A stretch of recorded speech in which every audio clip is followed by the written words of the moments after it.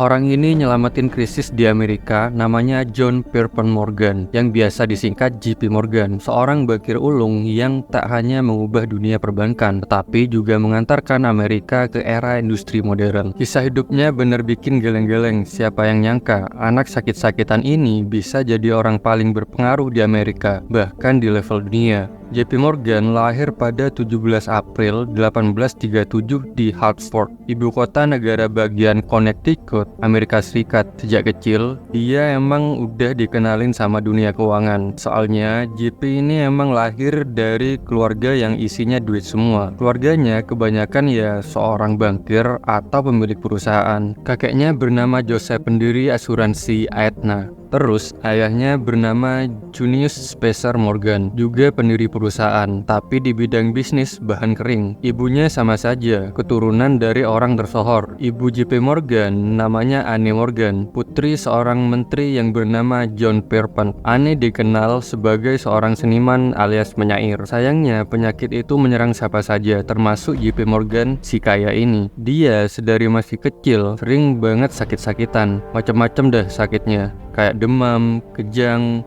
batuk, migrain, sampai kesulitan buat jalan. JP kecil jarang banget main sama temennya, soalnya gerak dikit jatuh sakit, main dikit langsung demam. Tapi dari sakit-sakitannya ini yang bikin JP akhirnya fokus di dalam rumah. Kalau kamu sakit akhirnya rebahan, JP malah belajar. JP Junior suka banget ngeliatin laporan keuangan punya bapaknya, buku-buku ekonomi juga dia baca. Saat sakit dia juga suka banget jalan-jalan ke galeri sama konser bareng orang tuanya. Makanya selain suka sama yang berbau duit, JP juga suka sama seni. Suatu ketika JP sakit tambah parah, penyakitnya juga misterius. Makanya JP dipindahin sama bapaknya ke Pulau Azura di Samudra Atlantik. Dia tinggal cuman sama pelayan dan dokter, nggak pernah ketemu keluarganya sampai setahun lebih. Semacam isolasi mandiri gitu kalau zaman sekarang. Keputusan bapaknya emang tepat sih, soalnya JP bisa sehat dan balik ke Boston English High School buat ngelanjutin sekolahnya. JP lulus dari Boston sekitar tahun 1854. Di tahun ini, ayah JP mindahin keluarganya ke London buat mulai karir baru jadi mitra firma perbankan. Sementara JP dikirim ke Institut Silik Atay, La Tour de Payzy di Swiss. Disinilah JP jadi fasih banget belajar bahasa Prancis. Gak cuman itu, JP remaja yang saat usianya 11 tahunan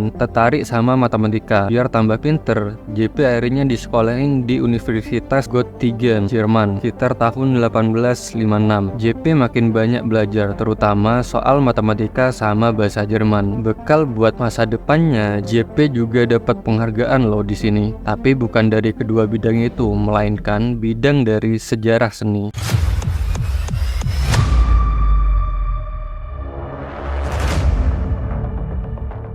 JP lulus di usia 20 tahun, tepatnya di 1857. Dia langsung terbang ke London buat ketemu bapaknya yang lagi kerja di perusahaan perbankan. Bapaknya minta JP buat belajar lagi. Emang doyan belajar sih si bapak ini. Tapi kali ini belajar di New York. JP belajar perbankan dan perdagangan di mitra punya bapaknya. Terus di tahun 1858 sampai 1861, JP akhirnya kerja juga di Duncan Sherman and Company. Posisinya masih junior staff, tapi meskipun junior, JP jadi orang paling dicari di Wall Street. Soalnya bapaknya kan punya karir di perbankan dan nerusin firma Payboy & Co. Kakeknya juga didengkot di perbankan, makanya koneksinya luas dan bikin JP jadi punya lingkungan yang sama. Kumpulannya orang-orang tenar cuy di New York di bidang ekonomi perbankan ya tentunya. Nah, saat masih jadi staff junior sekitar tahun 1859, JP menetap di Alabama, Georgia, dan Louisiana. Dia belajar perdagangan kapas di 3 tempat ini. Terus JP ke New Orleans. Di sana dia beli kopi Brazil yang jumlahnya cukup gede. Ini jadi transaksi independen pertamanya. Tapi dia akhirnya diomelin sama Duncan Sherman. Soalnya beli sesuatu yang jumlahnya gede banget, tapi belum tahu nih siapa yang beli. Soalnya aturan dagang kata Duncan Sherman itu cari dulu pembelinya, baru beli barang buat dijual. Sementara si JP nggak kayak gitu. Dari sini kemudian JP JP terbang ke London buat nemuin bapaknya di tahun 1859. Dia pergi buat ngomongin prospek buat bisnisnya sendiri. Sampai akhirnya dia keluar dari perusahaan Duncan Sherman di tahun 1861. Oh iya, saat nemuin bapaknya ini, JP juga ketemu tambatan hatinya, namanya Amelia Stuttgart. Akhirnya selain ngurusin bisnis, dia juga PDKT sama Amelia. Di tahun yang sama saat JP resign, dia nikah sama Amelia, putri keluarga kaya raya di New York. Pernikahan ini nggak bertahan lama. Di saat masih hangat-hangatnya pengantin baru, Amelia ternyata kena tuberkulosis. Setelah tahu istrinya sakit, JP ngajak bulan madu ke pantai Mediterania. Ia berharap sang istri bisa sembuh di tempat yang hangat, kayak dia masih kecil dulu. Namun sayangnya 4 bulan setelah nikah, istri JP meninggal dunia. JP pun patah hati sejadi-jadinya. Dia kerja keras buat move on dari istrinya, ngalihin seluruh perhatian dan kehidupannya buat kerja dan kerja. Siapa di sini yang patah hati terus kerja keras kayak JP? Coba komen di bawah.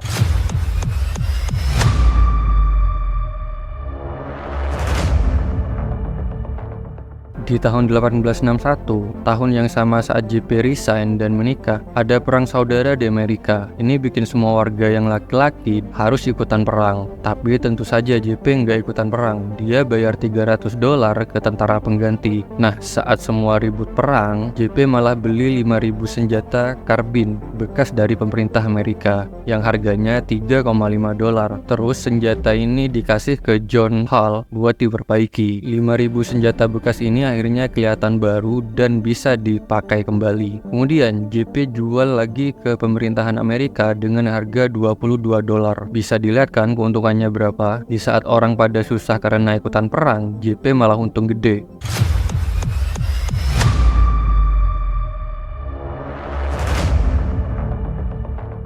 Kehidupan berjalan hingga tahun 1871. JP bikin perusahaan bareng Joseph Drexel. Perusahaan ini bergerak di bidang perbankan dan pembiayaan di New York, Drexel Morgan and Company. Perusahaan ini fokus ke pendanaan kereta api. Soalnya saat itu cuma dikuasai sama satu perusahaan. Nah, kereta api ini belum ada yang memonopoli. JP akhirnya investasi ke kereta api. Dia ngumpulin dana dari investor yang ada di Eropa buat investasi ke kereta api yang ada di Amerika. Nah, modalnya kan udah gede tuh. Akhirnya JP ngubah semua operasional di kereta api. Hasilnya, bisnis kereta api ini berkembang pesat dan efisien. JP pun makin semangat lagi buat bekerja. Dia beli 250 lembar saham dari William Vanderbilt yang punya bisnis kereta api besar di Amerika. Dia juga beli bisnis kereta api yang masih kecil, terus digabungin jadi satu biar jadi perusahaan gede. Buat ngembangin bisnis kereta api ini, JP ngejual obligasi yang nilainya sekitar $40 juta. Dana hasil jual ini buat bikin rel kereta api terbesar di Amerika. JP Company akhirnya punya 1/3 dari semua perusahaan kereta api di Amerika. 16 tahun berselang, tepatnya tahun 1881, Kongres Amerika mengesahkan Undang-Undang Perdagangan Antara Negeri. Undang-undang perdagangan ini khusus berisi soal pernyataan tarif kereta api, jadi khusus buat perusahaan kereta api saja. Akhirnya, dia ngumpulin seluruh perusahaan kereta api di Amerika. Dia minta pebisnis buat ngikutin undang-undang ini, biar tarifnya bisa seragam dan stabil di perusahaan kereta api Amerika. Nah, dia tuh gak cuma ngobrol, tapi bikin perjanjian menyesuaikan tarif di bawah bendera JP Morgan. Perjanjian ini biar perusahaan gak perang harga. Sebenarnya tujuan dari Amerika itu biar gak ada monopoli di kereta api, tapi JP Morgan malah makin bisa memonopoli bisnis kereta api. Dengan adanya undang-undang itu, JP malah bisa ngatur ulang semua operasional kereta api. Banyak pebisnis yang terintimidasi sama JP, makanya JP yang awalnya itu hanya bankir kaya raya bisa jadi konglomerat.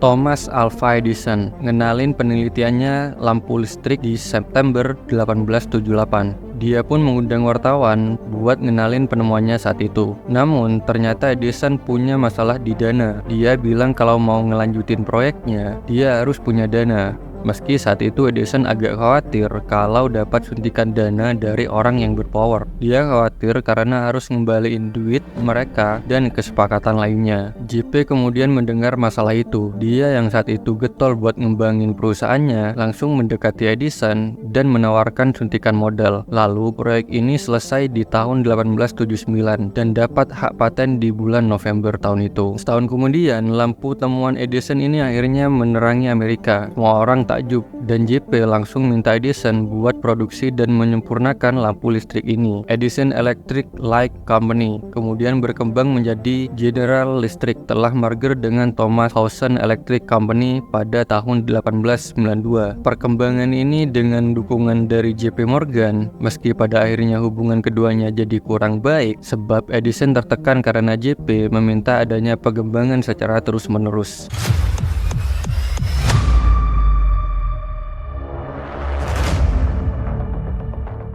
Di tahun 1901, Andrew Carnegie, pebisnis baja yang lagi di puncak kejayaannya, itu lagi bingung. Perusahaan bajanya punya keuntungan bersih $40 juta per tahun, tapi dia mau pensiun. Nah, kalau pensiun, siapa yang pegang perusahaan bajanya? Makanya mau dijual. Pertanyaannya, siapa yang mau beli perusahaan baja segede ini? Kebingungan ini dijawab sama JP Morgan. Dengan percaya diri, dia bilang ke Carnegie, sebut saja harganya. Carnegie pun menulis angka $480 juta buat harga perusahaan bajanya. Tahu nggak? JP tanpa babi bu langsung deal saat itu juga. Carnegie Steel pun jadi milik JP Morgan. Akhirnya JP punya perusahaan baja terbesar di Amerika. Kemudian dia ketagihan beli perusahaan-perusahaan baja yang kecil-kecil. Sampai saingan dari Carnegie yaitu Federal Steel juga dia beli. Akhirnya seluruh perusahaan baja itu digabungin jadi satu yang bernama United States Steel atau bisa disingkat USS. Perusahaan ini jadi perusahaan baja terbesar pertama di dunia yang nilainya miliaran dolar Amerika. Setelah punya USS, JP Morgan bisa mengendalikan 2/3 produksi baja di Amerika. Berarti JP Morgan memonopoli dua industri, yaitu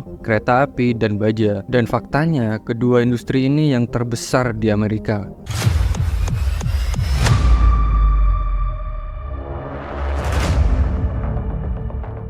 Panic of 1907 adalah krisis keuangan yang dimulai pada bulan Oktober 1907. Saat itu, serangkaian kegagalan bank dan trust company bikin pasar saham runtuh. Terus ada penarikan dana besar-besaran juga oleh pemegang dana. Krisis ini terjadi soalnya ada spekulasi berlebihan. Ditambah lagi manajemennya buruk sama regulasi di sistem perbankan. Harga saham pun jatuh sampai 50%. Dampaknya banyak bank dan perusahaan keuangan yang bangkrut. Investor asing bahkan narik sahamnya dari Amerika. Akhirnya, ya kepercayaan publik jadi runtuh. JP Morgan yang saat itu punya pengaruh di dunia keuangan nggak tinggal diam. Soalnya perlu tindakan yang tegas dan cepat biar sistem keuangan nggak semakin runtuh. Akhirnya saat itu JP Morgan ngumpulin seluruh bankir sama industrialis yang berpengaruh buat rembukan. JP ngumpulin mereka di rumahnya. Setelah itu JP akhirnya ngumpulin dana lebih dari $35 juta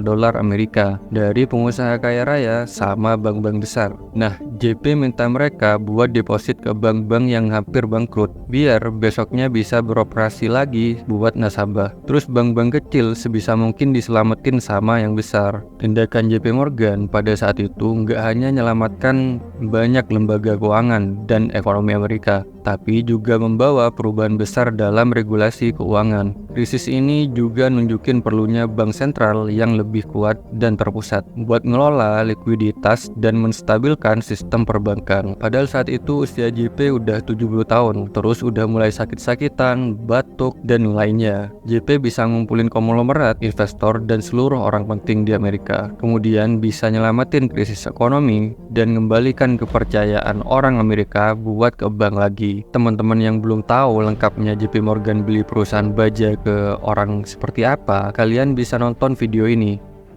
Dia terkenal sebagai orang yang kejam kepada buruhnya sampai membuat kerusuhan terbesar hingga saat ini. Terima kasih buat yang sudah nonton video ini. Jangan lupa subscribe dan like video kami agar tetap semangat bikin konten menarik selanjutnya. Terima kasih.